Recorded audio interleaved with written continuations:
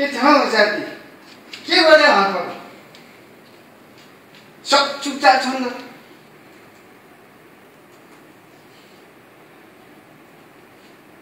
किन नबोलेको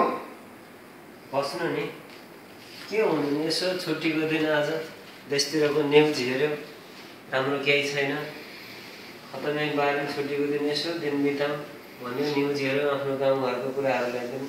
हेऱ्यौँ भनेको देशको स्थिति खतम हुन्छ नेताले बिगाऱ्यो टेन्सनै टेन्सन गर्छ किनेर भएको छ देशमा खै मलाई केही जानकारी छैन त भातेलाई के नै सोचेको छ त गाउँ घर परिवारको बारेमा हो त विदेशमा रहेर आफ्नो गाउँठाउँ देशको बारेमा जानकारीहरू थाहा पाइराख्नुपर्छ अस्ति संविधान सभामा त्यत्रो हङ्गामा भयो नेताहरू लडे कुर्ची भाँचाभाँच गरे देशको स्थिति त्यस्तो छ कता जाने हो देश अब केही टुङ्गो छैन अलिकति चासो देऊ न देशको बारेमा आफ्नो परिवारको बारेमा हुन्छ नि विदेश भनेको रमझम मोजमस्ती मात्रै होइन केही गर्न आएको परिवारको लागि देशको लागि सोचिराख्नुपर्छ भाइ ए हो त नि हाम्रो देश त कहाँ पो गयो के छ हो सर ठिक छ अरू के छ हाम्रो सबभन्दा धेरै देशको चिन्ता छ है देशको चिन्ता र समाचार र राजनीतिक कुरा गर्दा मलाई त त्यस्तै यस्तो रिस उठेर आउँछ भनेको के साँच्चै हो है त हो त अनि कन्फर्म हो भनेको ल हेर्नुहोस् त संविधान नबनाएर अनि कुर्ची भाँचेर संविधान नबनाएर हामीले त्यत्रो चुनावमा जिताएर पठाएर कामै लागेन भनेको नि यो कुरा सही हो एकदम 100% सही हो त हजुरले भनेको एकदम ठिक हो के गर्नु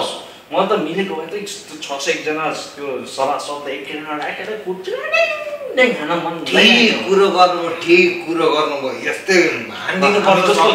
हामी जस्तो युवाहरू मिलेर के गर्नुपर्छ हौ त्यसको लागि गर्नै पर्छ आजैदेखि सुरु गर्नुपर्छ सर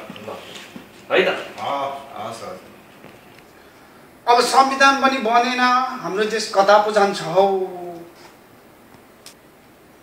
खोइ संविधान बन्नु भन्ला र साँडेको झर्ला र खाम्ला भन्नु एउटै भयो देशको हालत संविधान बन्ला जस्तो छैन सर त नि 10 वर्षमा सिङ्गापुर स्विजरल्यान्ड जस्तो पाउँछ भन्थे जब एउटा संविधान बन्न सकेन हे संविधान भन्छ जाउँ अब म त झ्याउ लागिसकेँ संविधानले गर्दाखेरि जाउँ बरु नाच्न गाउँमा पो जाउँ जाउँ है उठ्नु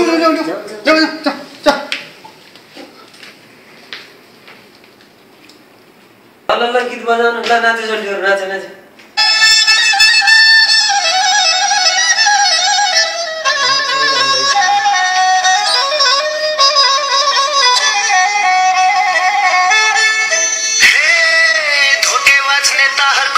विश्वास नगर्नु ए जनता हो त्यति मात्र कहाँ हो र अब तिनलाई भोट माग्न गाउँमा आउनै नदिनु आइहाले भने पनि तिनलाई जुत्ताको माला लाएर भोटे कुकुर फुकाएर गाउँबाटै लखेट्नु सुन आफू मुखमा हान्नु जस्तो मुखैमा हान्दिउ जस्तो हाम्रा नेता कस्ता खुरापाती जस्ता सभामुख चाहिँ कस्तो लाटो सेरो जस्तो सभासद चाहिँ कस्ता भेडा बाख्रा जस्ता यो राजनीति नै कस्तो मुखमा हान्नु जस्तो मुखैमा हान्दिउ जस्तो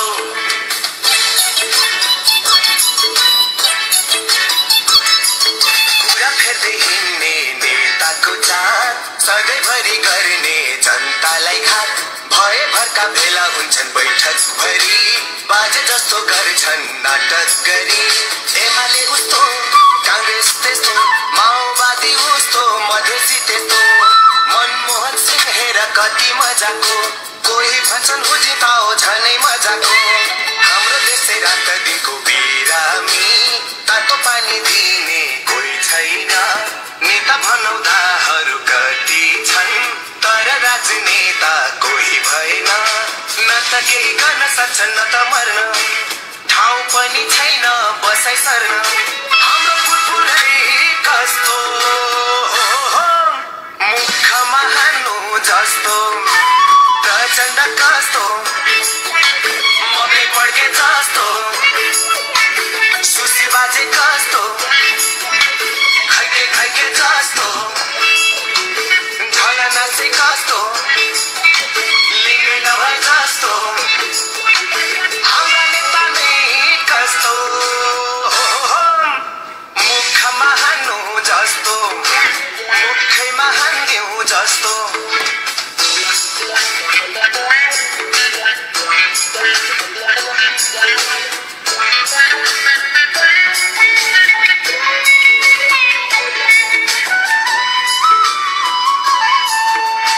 बल्ल बल्ल एउटा चुनाव भएको कामै केही भएन संविधान सभाको ठुला टाउके नेताले देश बिगारे भन्छन् मैले होइन अर्कैले गरे बाबुराम त्यस्तो माकुने उस्तो गच्छादार त्यस्तो रामचन्द्र उस्तो समर्थन गर्ने चाहिँ कति मजाको सरकारका मन्त्रीले लाखौं बजाको फेरि तिनै नेता अब आउने रे